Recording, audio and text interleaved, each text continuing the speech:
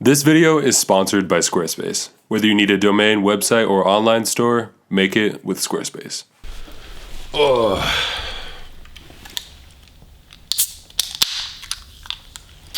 Can't do anything without some grapefruit LaCroix. LaCroix?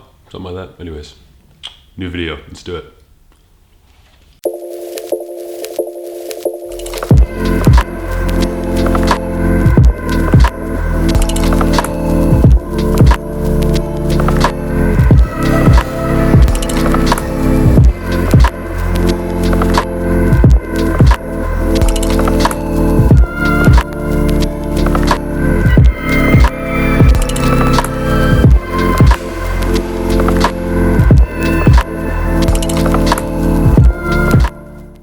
What's going on, everyone? Welcome to a new YouTube video. Today we're going to be talking about my favorite camera lens out there. I've shot with every lens you've known to man: telephotos, wides, zooms, primes, anything in between. I've probably at least tested it out, if not owned it. I've owned tons of lenses over the years, and I kind of keep coming back to the same few lenses.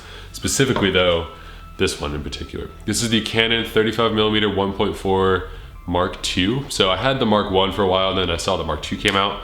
I decided to pick it up. It's a little bit expensive, but I am shocked at how amazing this lens is. I've owned it for about a year now, and it is just so crispy and so sharp. I never miss focus with it, and it's always in my bag. So I just kind of want to talk today like why I love this lens so much, kind of the details of it, and why you should be interested in picking up a 35mm lens as well. I'm also going to leave like a cheaper option, which is the Sigma Art lens down below. So if you don't have the money for this Canon glass, that's okay. The Sigma one is also very good, but in my opinion, this is the best lens that I own, and I think I will ever own. I'm always going to be shooting with this lens. So without further ado, let's get into it.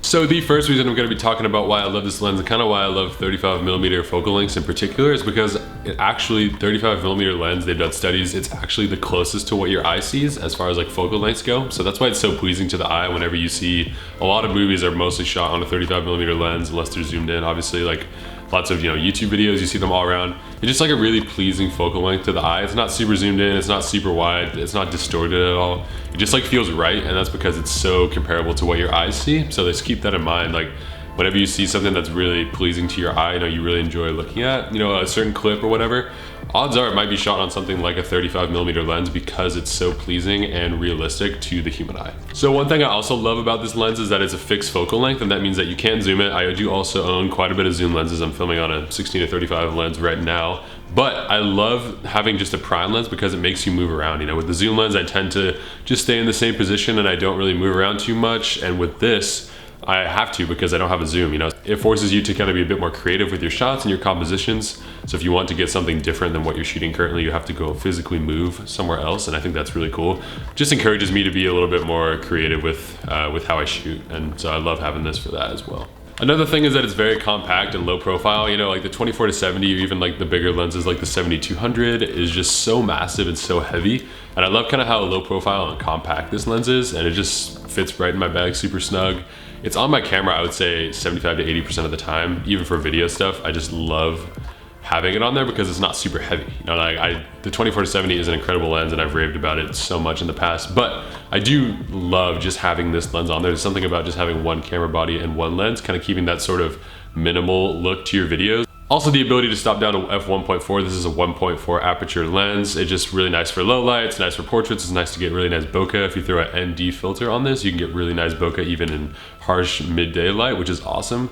And I just love the ability to be able to stop down. I don't always shoot wide open, but I like to have the option to, and this lens obviously lets you do that with ease. Something that isn't really talked about a lot either is that it never misses focus, in my opinion. Even if I stop all the way down to f1.4, which a lot of lenses really struggle with, this lens always nails the focus. Even if I'm shooting a portrait, like a close-up of someone's eyes or whatever it is, it always latches on, and it always has really crisp and nice focus. And I think that's just a testament to Canon's glass. So in my opinion, this is kind of a perfect happy medium between a super wide lens and also like a kind of a more standard focal length, such as like a 50 or an 85. I just love how this is kind of like a jack of all trades sort of lens. It's perfect. It's right in the middle between, the wides and the like kind of more zoomed in stuff. So you can really get away with shooting almost everything with this lens unless you need some sort of specialty lens.